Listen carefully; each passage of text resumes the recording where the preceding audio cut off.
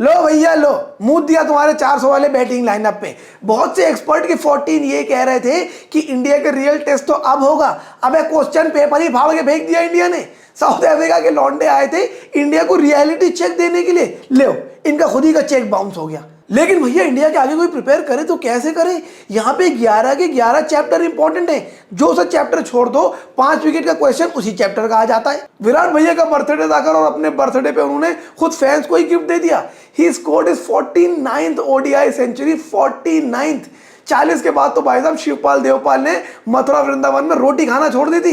अगले तो 49 सेंचुरीज बना ली। और इस वीडियो के बाद सबसे पहले तो भैया मैं change.org पे पिटीशन डालूंगा कि बेसबॉल का नाम चेंज करके रो बॉल कर दे, क्योंकि जितना अल्ट्रा अग्रेसिव रोहित शर्मा हो जाते हैं पावर प्ले के अंदर, इतना तो दिल्ली के लौंडे पार्किंग करते समय नहीं होते। कल जो पेला उन्होंने साउथ अफ्रीका के बॉलर्स को, इतना तो मैं बारबेक्यू नेशन जाके नहीं पेलता भाई। तो लिहाजा कमेंट में #RoBall लिख के अपना अपना समर्थन दर्ज करा दें, क्योंकि मुझे तो लगता है रोहित शर्मा से बढ़िया अग्रेसिव क्रिकेट इस समय वर्ल्ड क्रिकेट में कोई भी नहीं खेल रहा। 400 छोड़ो, 300 छोड़ो, 200 छोड़ो, 100 भी नहीं बना पाई साउथ अफ्रीका। इंडिया को हराना दूर की बात, विराट कोहली को नहीं हरा पाए। क्या क्या फैक्टर्स थे कल इंडिया और साउथ अफ्रीका के मैच के, सारे के सारे हम डिस्कस करेंगे यहाँ पर, because I am Zain and like you guys know, you are watching 5 point review. India versus South Africa. This match was billed as the best match of the tournament, clash of the table toppers, और ये माना जा रहा था कि south Africa आ ही रही है India को टेबल टॉपर पोजीशन से उतारने के लिए। पोजीशन से तो नहीं उतार पाए, खुद अपनी इज्जत उतारवा के चले गए बेचारे। And even I was billing this as the dress rehearsals for the finals, because two teams that looked ruthlessly unbeatable this tournament were India and South Africa. South Africa तो भाई साहब मजे मजे में 350 रन बना लेती है। उनके लिए 350 रन बनाना तो ऐसा जैसे हमारे यहाँ सर्दी में मेथी के पराठे बनते हो। कोई बात हो चाहे ना, ओकेजन हो चाहे ना, लो मेथी के पराठे बन गए, लो 350 रन बन गए। और इस साल भी उन्होंने यही किया, कभी 428, कभी 399, कभी 357। यहाँ तो भैया बहुत से घंटे के किंग ऐसे हैं जिनकी एक सेंचुरी बन रही, यहाँ एक मैच में इनके 3-3 अलग अलग लौंडे सेंचुरी बना के चले जाते हैं। वही दूसरी तरफ थी India, a team that chases very very well and has been clinical in each and every match that they have played. कोई भी उनका मैच टाइट मैच नहीं हो पाया, कोई भी उनका मैच ऐसा नहीं हो पाया जो लक से बहुत छोटे मार्जिन से जीते। इसीलिए इन दोनों का क्लैश जब था तो ये माना जा रहा था कि finally India is having a match of the equals. लेकिन उसके बाद जो हुआ वो तो आपके सामने, मैं क्या बताऊं उसमें कुछ नया। कल इंडिया साउथ अफ्रीका को भैया तगड़ी मार लगाई और लंबे मार्जिन से एक मैच को जीता। 83 पे साउथ अफ्रीका की इनिंग क्लोज कर दी। क्या क्या फैक्टर्स थे कल इंडिया के मैच के, वो सारे के सारे डिस्कस करते हैं। और सबसे पहले शुरुआत करते हैं फैक्टर नंबर 1, यानी कि रोहित शर्मा। भैया इस वर्ल्ड कप के MS धोनी बने जा रहे हैं विराट कोहली, जहीर खान बने जा रहे हैं मोहम्मद शामी, लेकिन एक्चुअली इस वर्ल्ड कप के गौतम गंभीर, युवराज सिंह हैं हमारे Rohit Sharma. His contribution in the team is so valuable and I think sometimes it is actually highly underappreciated. वो अपनी प्रेस कॉन्फ्रेंस में जो करें सो करें, लेकिन अपनी बैटिंग में वो जो प्लेटफॉर्म सेट करके दे रहे हैं उसकी वैल्यू इंडिया को टूर्नामेंट खत्म होने के बाद ही रियलाइज होगी।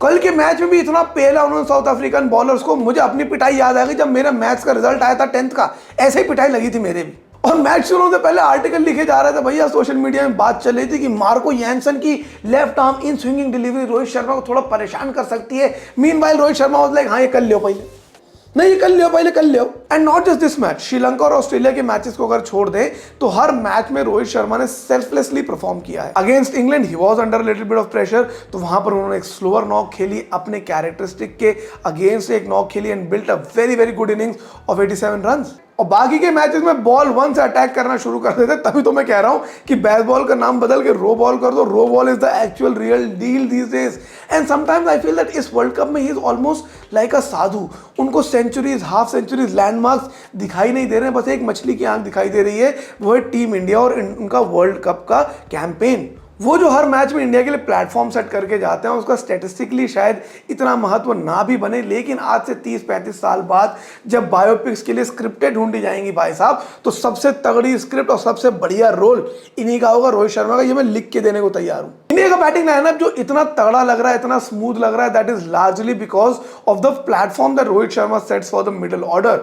वो इतना बढ़िया प्लेटफॉर्म सेट करके देते हैं कि बाकी के प्लेयर्स अगर थोड़ा सा समय भी लें अपनी इनिंग्स में सेट होने के लिए तो वो टीम को बिल्कुल भी हर्ट नहीं करता है। 40 रन बना उन्होंने मैच 24 बॉलों पर और पहले 6 ओवर में इंडिया को 60 के पार ले गए, जिसके बाद जब विराट कोहली और श्रेयस अय्यर आए और जब थोड़े बॉल्स लिए भी सेट होने के लिए तो टीम को बिल्कुल भी अफेक्ट नहीं करा। Plus, his captaincy has been such a boon for India.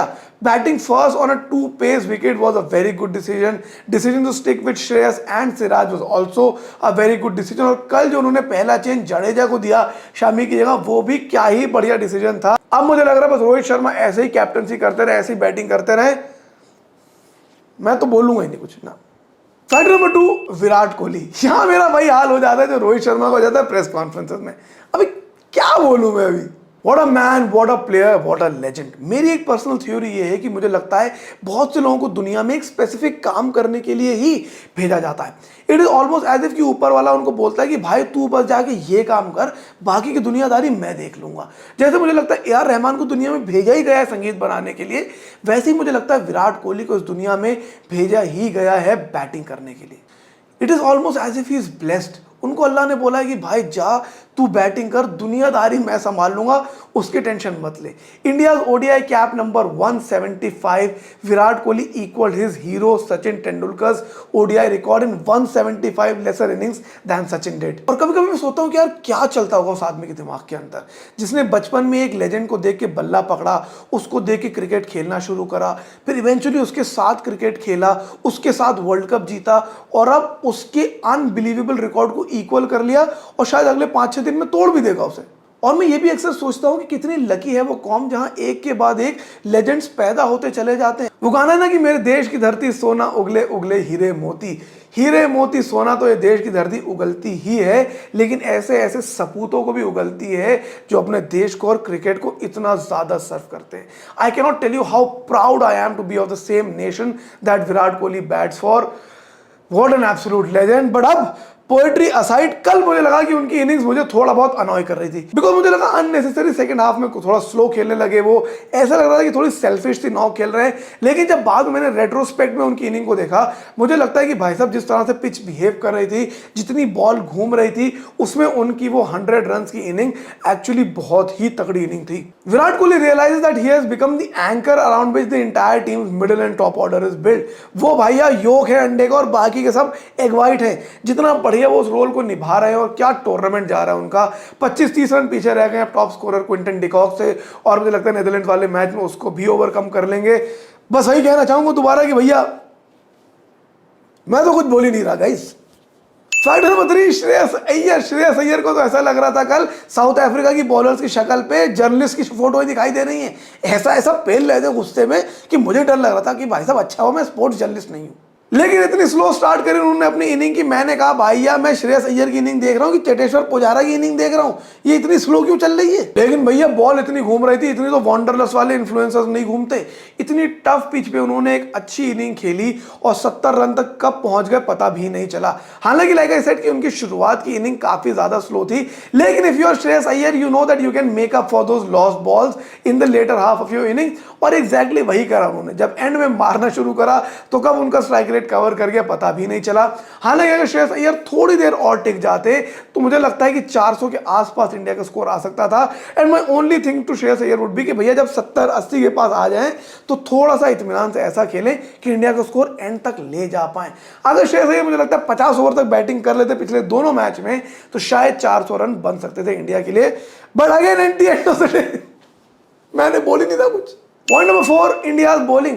400 बनाने वाली टीम 400 नहीं तो 300 बना लेती, 200 बना लेती, अरे 100 तो बना लेती, लेकिन ये तो 83 पे ऑल आउट हो गए। मैंने कहा क्या भैया ट्रिब्यूट दे रहे हो क्या कबीर खान की पिक्चर को। पाकिस्तान में एक अफवाह चल रही है कि इंडियन क्रिकेट टीम को कोई और ही बॉल मिलती है बॉलिंग करने के लिए। एकदम झूठी बात है यार, बॉल तो बाकी के टीम के प्लेयर फेंकते हैं, हम तो आग फेंक रहे हैं आग। वर्ल्ड कप के टॉप स्कोरर क्विंटन डिकॉक को कल मोहम्मद सिराज ने चलता कर दिया। उसके बाद आए रविंद्र जडेजा जिन्होंने टेम्बा बबूमा को बाउंसर फेंक के बोल्ड कर दिया। और उसके बाद जब शामी भाई आए तो बचा ही क्या था करने को। कभी कोई विकेट ले रहा है, कभी कोई विकेट ले रहा है। And yesterday was Ravindra Jadeja's day. 5 wicket haul उनकी भी हो गए और अब ऐसा लग रहा है कि Indian bowling lineup is no doubt the most strong bowling lineup of this tournament. ऐसे ही अगर ये पांचों प्लेयर्स क्लिक करते रहे, टीम का कोर क्लिक करता रहे, तो बस 3 मैच दूर है। जो की चीज का हम इंतजार करें, किस चीज का? नहीं। बाकी 5वां पॉइंट है गाइस, मनुष्यत मत फैलाइए, यहां से नेगेटिविटी मत लाइए अपने दिमाग के अंदर। मैं तो इतना चाह रहा हूं कि अगर वो मनुष्यत से आप लोग, मैं और आप सब लोग दूर रह सकते हैं तो शायद दिस टाइम मैं तो कुछ बोल ही नहीं रहा। बाकी गाइस, अगर आप लोगों को वीडियो अच्छा लगा और लाइक कमेंट शेयर करें, सब्सक्राइब कीजिए मेरे चैनल को। ऐसे ही रिव्यूज और भी मैं लेकर आता रहूं। कल मैं लेकर आऊंगा मोस्ट लाइकली आर्या या स्कैम का रिव्यू, वो भी आप लोग देखिएगा कैसी वो सीरीज है। बाकी मेरे ब्लॉग्स को फॉलो करिए। ऑलमोस्ट हर मैच हम लोग जो है एक कम्युनिटी व्यूइंग एक्सपीरियंस कर रहे हैं। 2 बार मैं जाकर स्टेडियम में मैच देख कर आया हूँ, दिल्ली में, लखनऊ में। उसके ब्लॉग्स मैंने डाले हैं कि कैसा मेरा एक्सपीरियंस था और जब हम घर पे स्क्रीनिंग्स करते हैं तो कैसी होती हैं। तो ब्लॉग चैनल को सब्सक्राइब कीजिएगा। बाकी मुझे दीजिए इजाजत, बिकॉज मैं जा रहा हूँ थोड़ी और शामी की सिंपिंग करने के लिए। सी यू, टाटा, बाय।